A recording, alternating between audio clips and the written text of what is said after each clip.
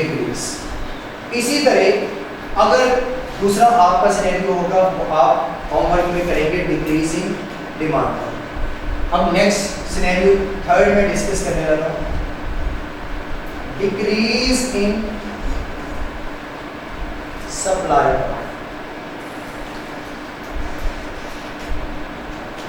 और है अभी भी मार्केट इक्विलिब्रियम। मार्केट इक्विलिब्रियम के अंदर सप्लाई का कर्व किसी भी अदर देन प्राइस फैक्टर की वजह से क्या हो गया, डिक्रीज हो गया। हो सकता है कॉस्ट ऑफ प्रोडक्शन बढ़ी हो, सब्सिडी कम कर दी गई हो, इनडायरेक्ट टैक्स को बढ़ा दिया गया हो, कोई भी फैक्टर हो सकता है जो सप्लाई को क्या कर दे, कम कर दे। अब सप्लाई हो गई कम, जब सप्लाई कम होगी तो इसका मतलब है कि डिमांड का कोई जिक्र नहीं है, तो डिमांड में किसी किस्म का कोई चेंज नहीं। तो सबसे पहला काम क्या करेंगे, ओरिजिनल मार्केट इक्विलिब्रियम बना लें, प्राइस और supply S note, demand D naught, equilibrium D naught, price D naught और क्वांटिटी। अब सप्लाई डिक्रीज हुई है तो सप्लाई डिक्रीज होगी तो लेफ्टवर्ड, इंक्रीज होगी तो राइटवर्ड। अब इंक्रीज होगी तो इसका कब राइटवर्ड आएगा, और अब डिक्रीज हुई है तो कब लेफ्टवर्ड। तो यहाँ पर इसका कब शिफ्ट हो गया, ये हो गया S1। तो नया इक्विलिब्रियम P1, इस पे प्राइस P1 अप हो गई और क्वांटिटी Q1, क्वांटिटी क्या होगी डिक्रीज। यहाँ पर प्राइस इंक्रीज और क्वांटिटी इंक्रीज, और यहाँ पर प्राइस इंक्रीज और क्वांटिटी। ये मार्केट की सिचुएशन है। हालांकि ये ऑपोजिट आपको नजर आ रहा है कि वहां प्राइस के बढ़ने से डिमांड बढ़ती कम होती थी, सप्लाई प्राइस के बढ़ने से बढ़ती थी, लेकिन वो सिर्फ डिमांड और सिर्फ सप्लाई। ये क्या है, मार्केट है। तो मार्केट में अगर डिमांड बढ़ेगी तो प्राइस भी बढ़ेगी और क्वांटिटी भी बढ़ेगी। अगर डिमांड कम होगी तो प्राइस भी कम होगी, क्वांटिटी भी कम होगी। अगर सप्लाई बढ़ेगी तो प्राइस कम हो जाएगी, क्वांटिटी ज़्यादा हो जाएगी। और अगर सप्लाई कम होगी तो प्राइस बढ़ेगी, क्वांटिटी कम। और अगर सप्लाई कम होगी तो प्राइस बढ़ेगी, क्वांटिटी कम हो जाएगी। और अगर सप्लाई बढ़ेगी तो प्राइस कम हो जाएगी, क्वांटिटी ज़्यादा हो जाएगी। इसका भी जो सेकंड वाला है इंक्रीज इन डिमांड, वो आप लोगों का होमवर्क से बता दें कि शायद अभी टाइम बचे तो आप लोग बने। तीसरा सिनेरियो, बल्कि पांचवा सिनेरियो,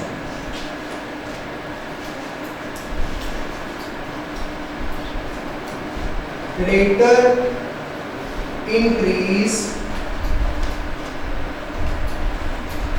इन demand curve than supply.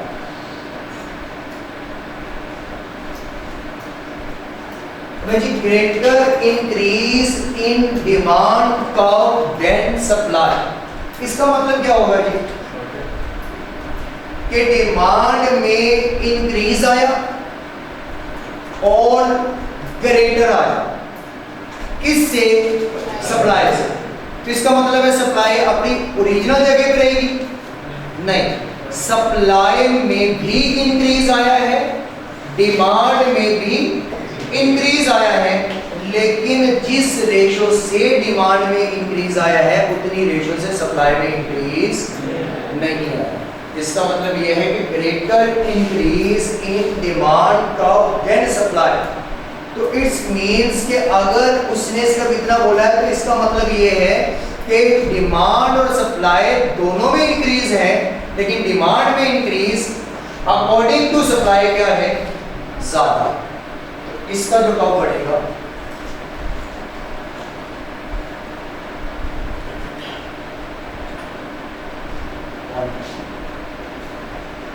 Price supply demand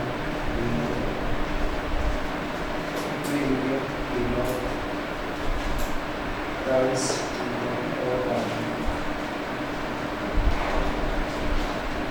अब डिमांड में इंक्रीज आ रहा है तो कर्व किस तरफ शिफ्ट होगा, लेफ्टवर्ड या राइटवर्ड, लेफ्ट वर्ड या राइट वर्ड? हाँ, लेफ्ट वाला कोई तरफ नहीं। अब डिमांड का कब आ गया? डी बन गया।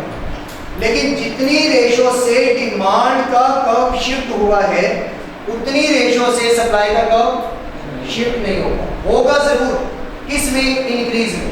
लेकिन जो रेशो डिमांड की थी उतनी रेशो सप्लाई की नहीं है, तो सप्लाई का कर्व शिफ्ट होने की रेशो डिमांड के रिस्पेक्ट शिफ्ट राइट इंक्रीज में। लेकिन जितनी रेशो सप्लाई की है डिमांड की उससे ज़्यादा है, तो ये हो गया सप्लाई। ये बात समझ आइए कि सप्लाई भी डिमांड भी इंक्रीज हुई है, डिमांड भी इंक्रीज हुई, इंक्रीज होने की वजह से शिफ्ट राइट वर्ड, सप्लाई भी इंक्रीज हुई है, शिफ्ट राइट वर्ड। लेकिन दोनों में रेशो क्या है? इक्वल नहीं है। तो सिनेरियो के अकॉर्डिंग डिमांड में इंक्रीज था भी ग्रेटर किससे? सप्लाई से, तो हमने वो ग्रेटर ही उसमें चेंज किया है। तो नया इक्विलिब्रियम यहाँ पर बनेगा, यहाँ पर बनेगा या यहाँ पर? क्यों? पहले तो देखें, एक ब्लू एक ग्रीन ब्लैक, एक ब्लू एक ब्लैक, तो यहाँ नहीं बनना चाहिए, यहाँ नहीं बनना चाहिए। क्यों? क्योंकि दोनों में चेंज है, इसलिए ये पॉइंट नहीं बढ़ेगा, ये बढ़ेगा। ऐसे ही यहाँ पर भी एक ओल्ड है, इसमें चेंज अभी नहीं आया, एक न्यू है, इसमें चेंज था। लेकिन हमारे दोनों कर्व में चेंज आया है, तो ये नया इक्विलिब्रियम का पॉइंट बढ़ेगा।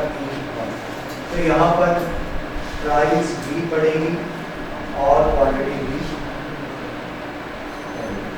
लेकिन अगर आप फॉर्मूला देखें तो प्राइस में चेंज कम है और क्वांटिटी में चेंज ज़्यादा है। तो ये एमसीक्यूज पूछ सकता है कि अगर ये इस रेशो से बढ़ेंगे तो प्राइस में चेंज ज़्यादा होगा या क्वांटिटी में चेंज ज़्यादा होगा, इंक्रीज में होगा या डिक्रीज में होगा। तो ये सिनेरियो भी सिर्फ एक एमसीक्यूज में सिर्फ पूछा है अभी तक के पेपर के अकॉर्डिंग, तो शायद दोबारा कभी पूछ सकता हो। लेकिन मज़ेदारी की बात ये है कि आपको ये डायग्राम बनाने के लिए कोई पेज नहीं दिया जाएगा, आप अपने माइंड में इसके लिए कोई पेज कोई रफ वर्क नहीं कर सकते। आप सिर्फ दो पेपर ऐसे हैं जिसके लिए आपको रफ वर्क अलाउ है, एक यूएमएस और एक अकाउंट। इसके अलावा आपको कहीं कोई और पेज वहाँ नहीं मिलेगा रफ वर्क के लिए। ये सिर्फ दो पेपर होंगे जिनके लिए आपको रफ वर्क के लिए पेज मिलेगा, बाकी ये सारा आप अपने माइंड में बनाएं। लेकिन ये नहीं है कि ये सारी की सारी आएंगी, कोई एक आध केस ही आएगा, तो ये आप अपने माइंड में ही उनको shift right word left word वहाँ पर ही आप अपनी इमेज बनाएंगे। और अगर बेईमानी कर सकते हैं तो लेड पेंसिल साथ रख लीजिएगा और इरेजर, तो एडमिट कार्ड पे इसे बना के एक दफ़ा देख लीजिएगा, जो भी आंसर बनता हो वो लिखने के बाद उसे इरेज करें। लेकिन अगर पकड़े गए तो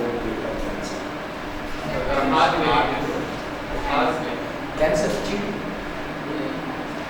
हाँ हाँ, ये कैंसिल, वही तो कह रहा हूँ, चीटिंग। उनको क्या पता आपने इधर आके बनाई, घर से बना के लाए।